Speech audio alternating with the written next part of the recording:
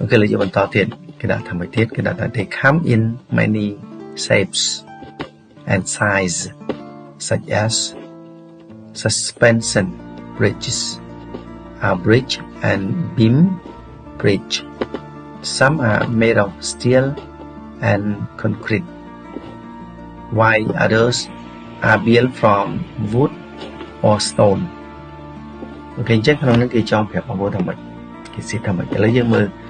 vocabulary សិនមកមុននឹងយើងបកប្រែអូខេឥឡូវយើងមើលពាក្យ shapes shape គឺមានន័យថារូបរាង shape មានន័យជាវាជាpluralរូបរាងច្រើនប្រភេទហើយពាក្យ size size ទំហំ size sizes គេសេមានន័យជាអាន sizes មានន័យថាទំហំផ្សេងៗគ្នាច្រើនទំហំវាចាប់ពីឡើងទៅណាទំហំប្លែកៗគ្នា such as នេះប្រែថាដូចជា suspended bridge នេះគឺស្ពាន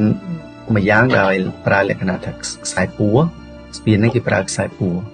suspended bridge ឥឡូវបងប្អូនមើលក្នុងរូបភាពមកនេះបងប្អូនឃើញទេ suspended bridge ស្ពានហ្នឹងគឺគេប្រើខ្សែពួរអូខេ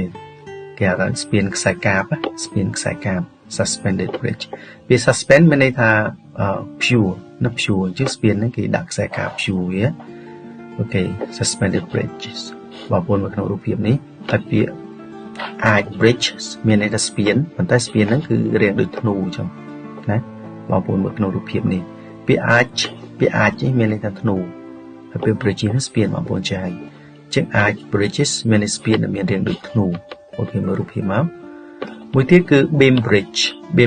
មានន័យថាស្ពានដែល